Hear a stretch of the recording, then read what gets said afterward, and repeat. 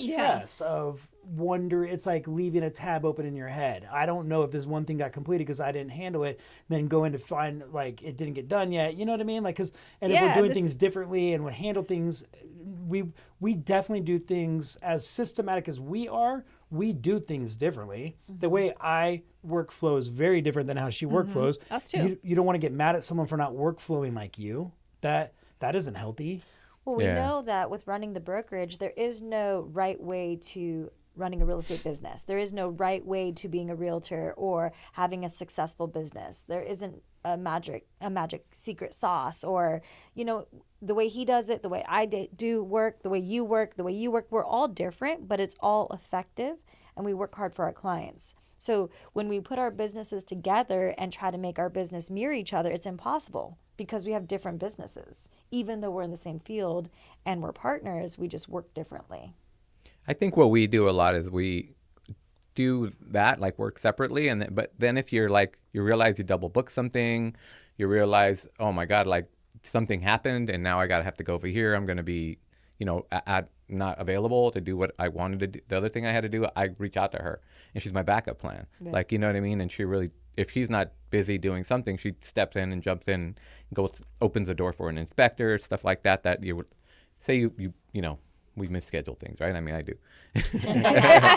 Oh, ever. I know. No. But Yeah. I get what you're saying. And then, like, you know, sometimes maybe he's a little busier than I am or vice versa. So then, you know, one or the other of us will pick up the slack and, you know, go help with a few showings.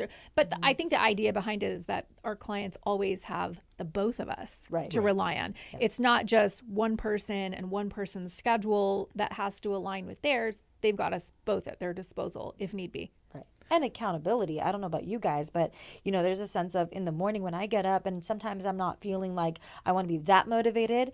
I know that he's expecting me at the office or dependent on my success as well. So I'm a little more motivated because there's this other person in the room with me versus if I was a sole agent, I might be a little more laxed, right? Mm-hmm. But knowing that there's this other person that wants to spit ideas, talk about things, powwow, you know, I think a lot of the times when we talk about things, that creates that motivation and how can we be better for our clients? I think especially early on, I think that was a big part of success was wanting to step up for the other person. And like, yeah, who knows where I would have been if I never meet her. Like, I mean, I consider myself a self-motivated person, but then you meet the most self-motivated person you've ever met in your life. I can be like unmotivated sometimes. Well, I mean, you might think that. A day a year. Yeah, exactly. Even when you were saying that, I was like, what day was that? Where you weren't motivated. But I think that is a big part of the partnership is you're building something together that neither one of us could have built on their own.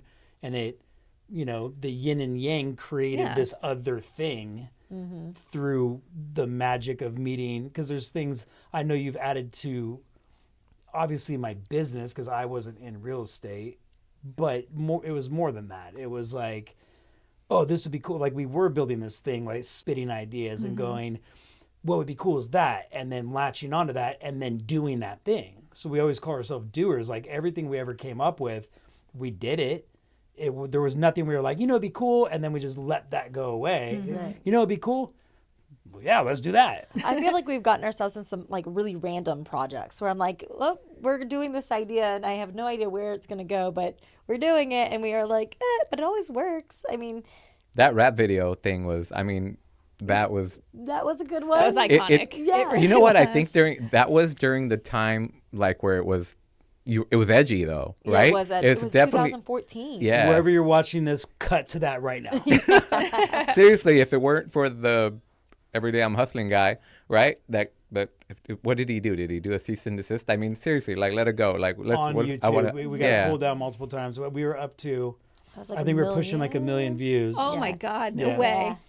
Yeah. And we were arguing that it was a parody, but whatever, we don't need to get into the details. But they made us take it down like 3 times. And on the last time, because I kept arguing it and they kept putting it back up. But they said, if you argue it again and we take it down, then they might cancel our whole channel. Obviously, I had all of our real estate stuff was pretty important too, not just the rap video.